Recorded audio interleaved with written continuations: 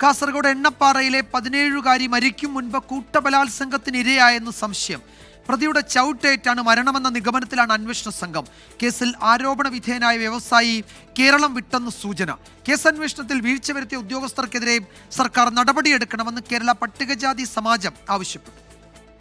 15 വർഷം മുൻപേ തെളിയിക്കപ്പെടേണ്ട ഒരു കേസ് ഇത്ര വർഷത്തിലേക്ക് പോയത്. 15 വർഷം മുമ്പേ തെളിയിക്കേണ്ട ഒരു കേസ് ഇത്ര ഫ്രീസ് ചെയ്ത് 15 വർഷത്തിലേക്ക് മാറ്റി ആ കുട്ടിക്ക് കിട്ടേണ്ട സാമാന്യ നീതി നിഷേധിച്ചിട്ടുള്ളത് ഇവരെല്ലാം ചേർന്നാണ്. കേസിൽ അറസ്റ്റിലായ പ്രതി ബിജു പൗലോസിനെ 3 ദിവസത്തെ ക്രൈംബ്രാഞ്ച് കസ്റ്റഡിയിൽ വിട്ടു.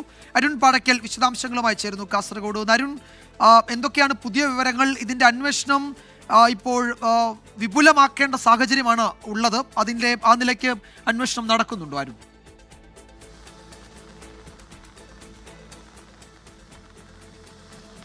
വിജയകുമാർ, സംസ്ഥാന ക്രൈംബ്രാഞ്ചാണ് ഈ കേസ് അന്വേഷിക്കുന്നത്. സംസ്ഥാന ക്രൈംബ്രാഞ്ച് നോർത്ത് സോൺ IG പി പ്രകാശനാണ് ഇതിൻ്റെ മേൽനോട്ട ചുമതല ഹൈക്കോടതി അതിൻ്റെ ചുമതലപ്പെടുത്തിയിരിക്കുന്നത്.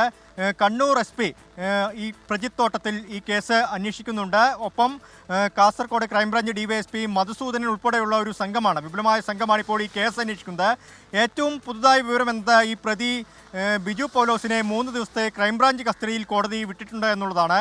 ഒപ്പം KPJS കുട്ടിയുടെ പിതാവും ഇന്നൊരു വാർത്താസമ്മേളനം നടത്തിയിരുന്നു. ആ വാർത്താസമ്മേളനത്തിൽ ആ പ്രമുഖ വ്യവസായിയും അതുപോലെ തന്നെ പത്രപ്രവർത്തകനും ആരൊക്കെയാണെന്ന പേര് വിവരങ്ങൾ അവർ വെളിപ്പെടുത്തിയിട്ടുണ്ട്.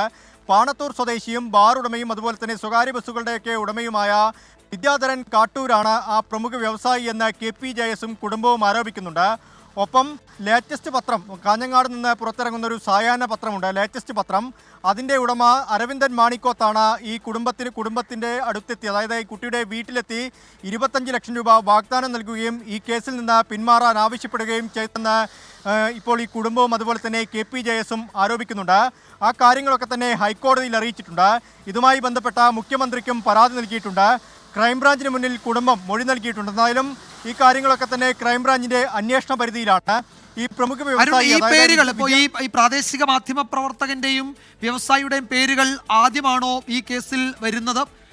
ക്രൈംബ്രാഞ്ച് അവരെ ചോദ്യം ചെയ്തിട്ടുണ്ടോ? ഇവരിപ്പോൾ ഒളിവിലാണോ?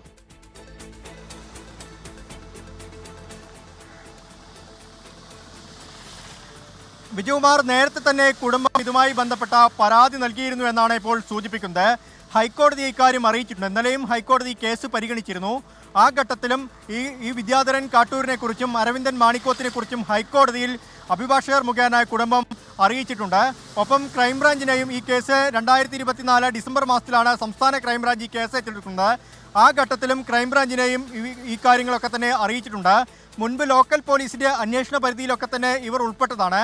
പക്ഷേ ഇവരെ ചോദ്യം ചെയ്യാനോ ഇവരെ കസ്റ്റഡിയിലെടുക്കാനോ ഇതുവരെയും ലോക്കൽ പോലീസ് തയ്യാറായില്ല എന്നാണ് ഈ കുടുംബം ആരോപിക്കുന്നത്. എന്തായാലും വിദ്യാധരൻ കാട്ടൂരിനെ ക്രൈംബ്രാഞ്ച് ചോദ്യം ചെയ്യാൻ വിളിപ്പിച്ചെന്നും ആ സമയത്ത് നാട്ടിലില്ല എന്ന മറുപടിയാണ് വിദ്യാധരൻ കാട്ടൂർ നൽകിയതെന്നുമാണ് ഇപ്പോൾ നമുക്ക് കിട്ടുന്ന വിവരം.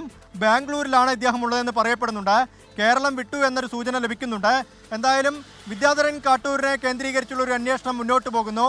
ഒപ്പം ഈ കുടുംബത്തിന് 25 ലക്ഷം രൂപ വാഗ്ദാനം നൽകുകയും കേസിൽ നിന്ന് പിന്മാറാൻ ആവശ്യപ്പെടുകയും ചെയ്ത അരവിന്ദൻ മാണിക്കോത്തിനെ കേന്ദ്രീകരിച്ചും അന്വേഷണം മുന്നോട്ട് പോകുന്നുണ്ട്. രണ്ടുപേരും ക്രൈംബ്രാഞ്ചിൻ്റെ അന്വേഷണ പരിധിയിലാണ്. ഒപ്പം ഈ പെൺകുട്ടിയെ വീട്ടിൽ നിന്ന് ഇറക്കിക്കൊണ്ടുവന്ന ഒരു ഓട്ടോ ഡ്രൈവറുണ്ട്.